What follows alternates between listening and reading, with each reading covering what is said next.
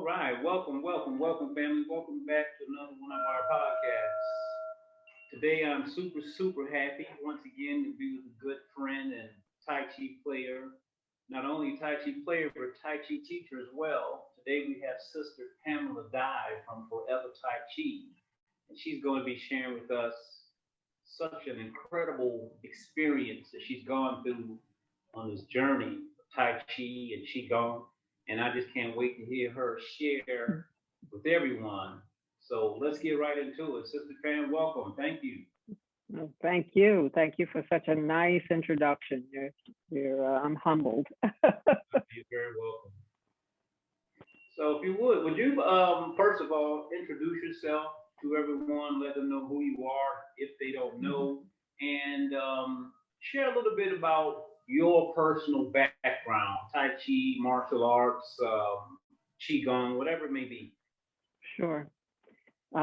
So as Lester said, my name is Pam Dye. I lived in New York, Long Island, New York. Lived here most of my life.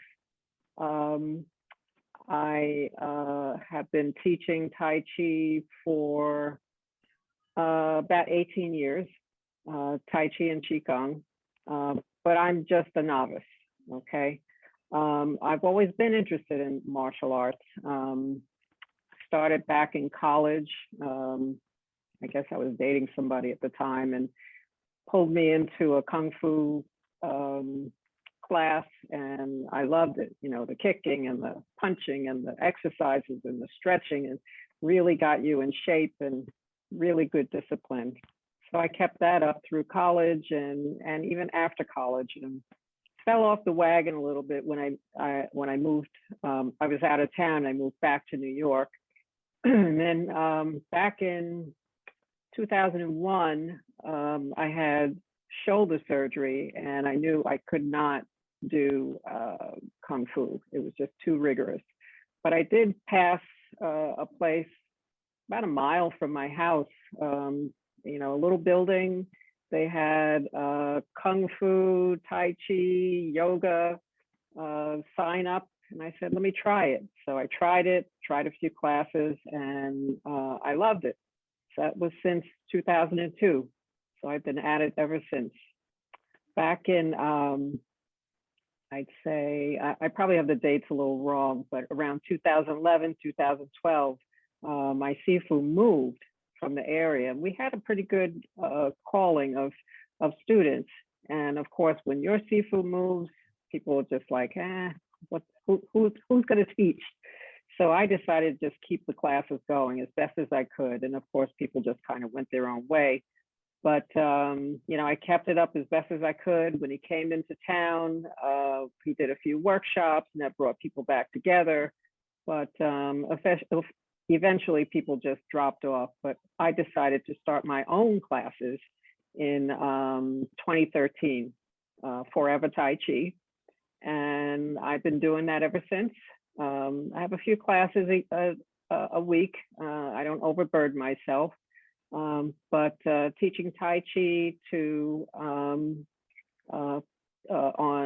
to regular people and seniors on 1 day a week, and I've done children as well. Okay, so that's basically it. That's my background. Right. So wow, you taught children Tai Chi as well. I know that must be a challenge because oh boy, little people that wasn't move fast. Yeah, I had to reach out to my network like you guys, and at Tai Chi Connection and Lester and everybody that's been doing it. I said, help! I need help. You know, I've been asked to do this, and kids Tai Chi. I don't know. You know, kids don't really. You know, they want to move fast, but I got some good tips and created a nice little curriculum. That's nice. Yeah, it was fun. Yeah, I was going to say, I find it to be kind of, I say, funny or very humble of you to say that you've been training in art consistently with very little time away for 18 long years, and you say that you're a novice. That's awesome. I'm a novice. I am a novice. I am still learning. You're always learning. Right. That's one thing about Tai Chi. It seems like the longer we do it, the more we realize that there's so much more to learn, and we don't know that much. You know, Absolutely. that's what I love Absolutely. about it. That's what draws my interest. But you Mm-hmm. also mentioned before from one of our previous conversations that you had a desire, a burning desire, and you love giving your energy to those who are considered to be, let's say, physically disabled. Right. Why is that? Physically, Yeah, why why is is that? Because I myself am physically challenged. In 2010, I was diagnosed with MS. And for people that know what MS is, and for those that don't know, it is an autoimmune disease and it affects the nervous system, the central nervous system. And everybody that has MS, it affects them differently. Some people are in wheelchairs, some people are in walkers, some people can walk, but they have a variety of symptoms. And it could be fatigue, it could be optic neuritis, you can't see. Other people have foot drop like myself. what is it? So I What is that? I couldn't hear that word. foot drop. Oh, okay. Okay, that's where you can't raise your toe. The connection between the brain and the foot has been affected through the myelin, the sclerosis of the myelin. So what I've been doing since 2010, in addition to me doing Tai Chi, is working on some neuroplasty exercises. And what these do is train your body or train your brain to react in a different way. So for me, for the walking, I've been taking particular exercises to tell your brain, okay, this pathway doesn't work, so let's try another pathway, okay? And it takes a lot of work, it takes a lot of effort. It doesn't happen overnight, doesn't happen in a year. It could happen tomorrow. I don't know, there could be a breakthrough where your body finally says, wow, okay, let's do it this way, and this way works. But it's just something that you have to keep doing. So I felt that with Tai Chi works very similar to neuroplasty in that it works on your proprioceptive nerves, telling you, where to place your foot, your arm, in space. All right. So I find that people that are physically challenged can do this. They can do Tai Chi. They probably don't realize it, but they can do it with the right instructor and the right conditions. All right. They also have to have the right mindset. All right. If you are a lot of people that are disabled are just discouraged, they're unhappy, they have a lot of negative thoughts, and if they can't get past that and realize that, yes, I think I can do this, don't try to compare yourself to the video that you see on TV or on YouTube, because that's not going to work.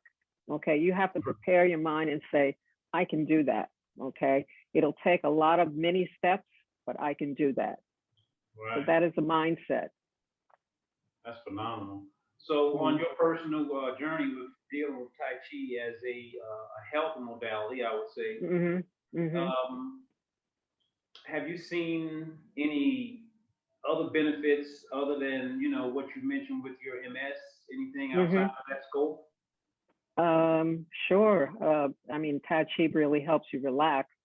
Okay, and I've learned to get past the noise that's going on out here, and just bring your body down, bring your brain down, shut all that stuff off when you can. So total relaxation, or relaxation at a moment's notice. Okay.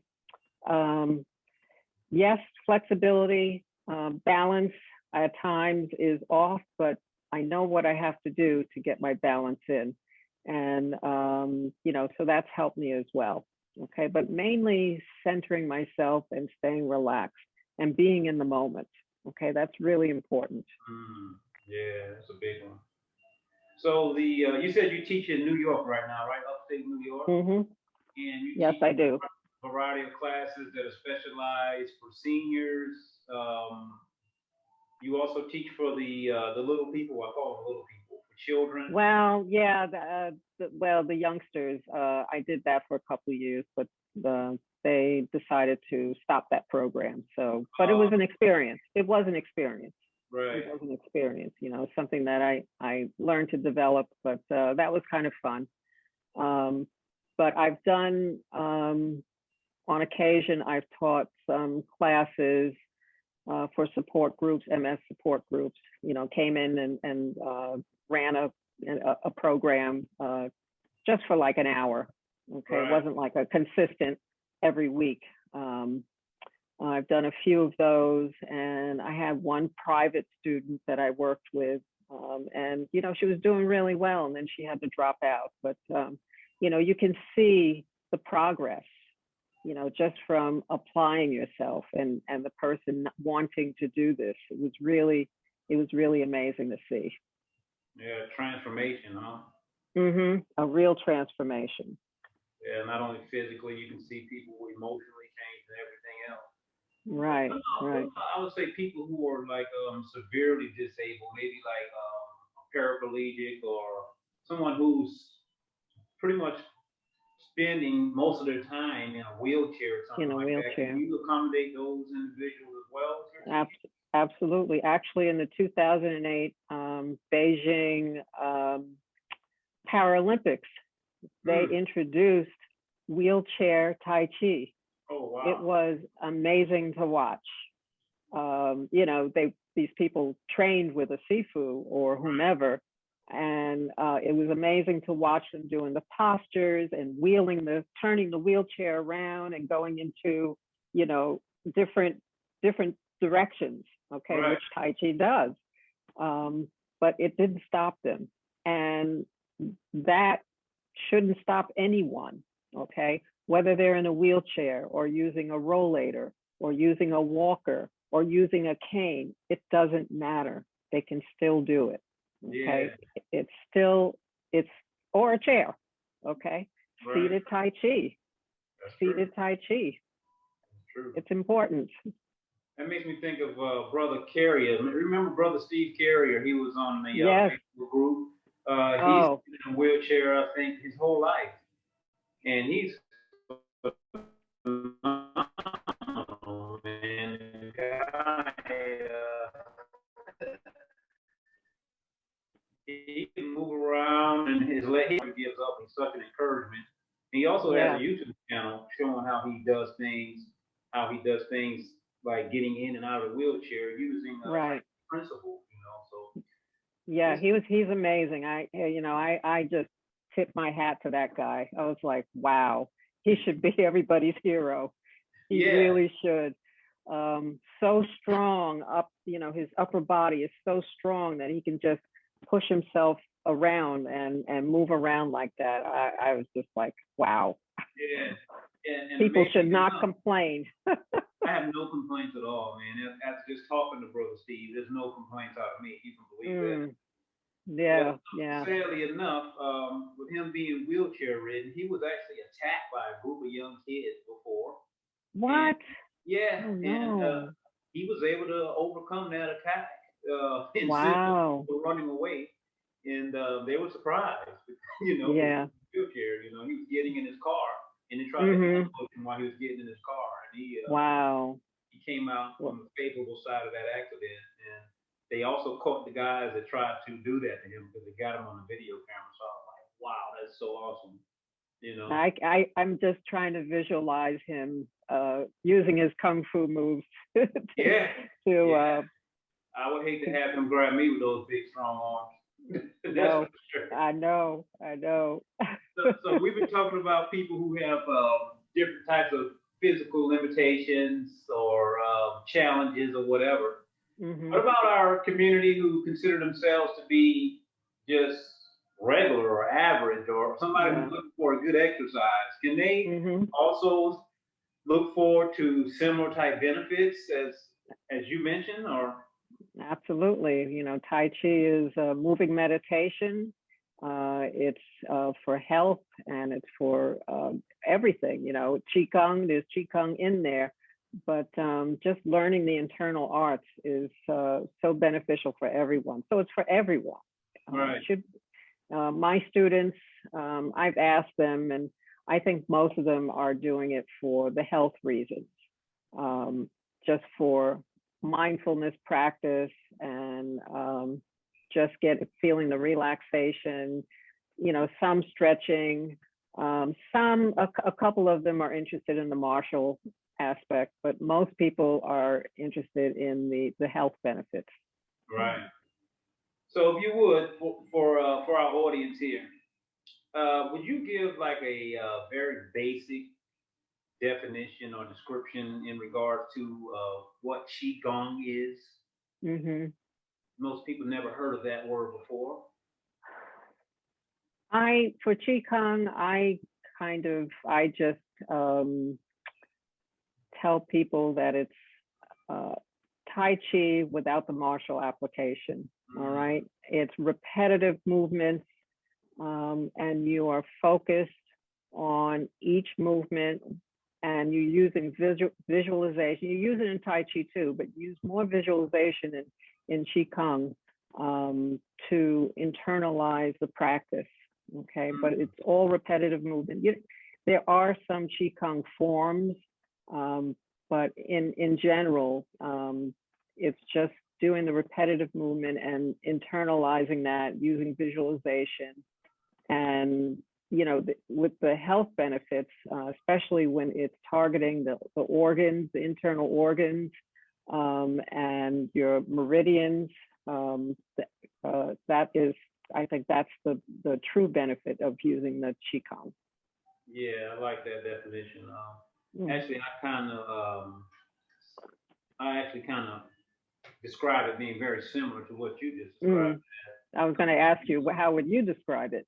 Yeah, kind of very close. I just think of if you're going to do Tai Chi, it has to have the Qigong element in there. You know, yes. I'm not a Qigong specialist per se, but I know that Qigong focuses on being mindfully connected to the breath and movement as well. And that's also an attribute of Tai Chi. So to me, the two are kind of inseparable. You can't really have one without the other, although you can specialize in different modalities depending on what you're looking forward to.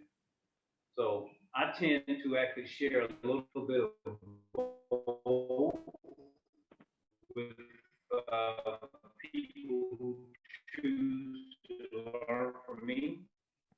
But as you said before, people want to learn Tai Chi mostly for health, and I have very few who are interested in the martial aspects. But I do have a couple, even some very high level martial artists who are interested in the yielding and the softer side of the martial art, you know. Right. But it can be a benefit to the whole community. I always say that, you know. I wish everybody was doing it, you know. Me too. I mean, the Qigong has grown. I think it's grown tremendously over the past few years. Just like yoga used to be the thing, you know, and then they turned into all these different kind of yogas, the hatha and the hot yoga and this yoga and that yoga and dog yoga. And I'm looking at Qigong and I'm like, look at all these different ways of doing Qigong. And I'm like, okay, is it confusing? Could be, but I guess you just have to make your decision on who you want to follow as your Qigong instructor, so to speak. I'm just a novice with the Qigong, you know. It's like a Tai Chi, but you have to really practice it every day. Right. So in the Tai Chi world, you hear these different names or styles or systems, whatever. Too. So what particular system do you focus on, or do you focus on any particular system at all? I do. For my students, for myself, I started in Yang style, just like that's the most popular. But I've branched out to a little Wudong. I have a person that works with me to teach classes, and he does a lot of Chen and Wu style. The the Chen I had to stop because of my knees. It's a very rigorous type of style of Tai Chi, and it was just too much for my knees. But the Wu was good. The Wu was good. So those are the basic ones, but mostly Yang style. And of course, I've been following you, so I've been picking up some temple Tai Chi style also. Right. Well, you know that the temple has a derivative of the yang inside of it. You know, I think the variation with the temple style is just like the Neigong aspect. You know, right. When I was studying yang style before, now not that all yang style teachers teach the same thing, but I didn't get that internal Neigong from the yang system that I was studying at that time. Right. Right. That's the only difference I see. But to me, I say all Tai Chi is good. It's better to have some than none. Right, right. Yeah, the Neigong is interesting. You know, I just picked up on this year with the pandemic. I said I got to study something, so I'm finding it very interesting and very refreshing to focus on that internal aspect of Tai Chi. You know, because most people, they just look at the forms and look at the physical part of it. And there's more to it than that. There's really a lot more to it than that. So if someone was interested in pursuing studying Tai Chi with you, what would be the best way for them to actually contact you, to find you? Well, I do have a website, www.forevertaichi.com. I have an email address, forever Tai Chi, the number 4, YOU@gmail.com. And also we're starting a little community with you. We're in the infancy stage, and I hope to develop some more videos for the physically challenged and put them on that community site as well. That'd be nice. That'd be really nice. So, and you're also on Facebook, right? You got a Facebook as well. People can get you on that. Yes. Sorry, yeah, I almost forgot. I do have a Facebook page. Yeah. Duh. Everybody has a Facebook page. That's true these days. Yes. Yes. So yeah, Forever Tai Chi on Facebook as well. So that's awesome.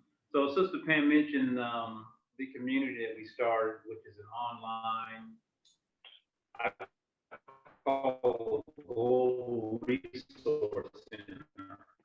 And on this, from teachers such as Sister Pam, myself, and various other teachers, different modalities. We'll have Tai Chi, Qigong. We have coaching on there, like personal relationships coaching. What else, Pam? Anything like you can think of right now? Right now, that is it. But we're hoping to attract people in doing anything. I mean, they could be an expert in teas or expert in, I don't know, anything, you know, but we're hoping to attract them if they have a following or if they feel they have a following. But that's what we're aiming for, is just to attract people with like-minded skills. That's it. So just a community network of like-minded people promoting peace, harmony, and our motto is to age well and oneness, you know, unity, bringing humanity together. That's what it's all about. Yeah, I hope we can get somebody in there for food, you know, good eating. Yeah. You know, all kinds of things, teas. Maybe there's somebody that's an expert in tea ceremonies.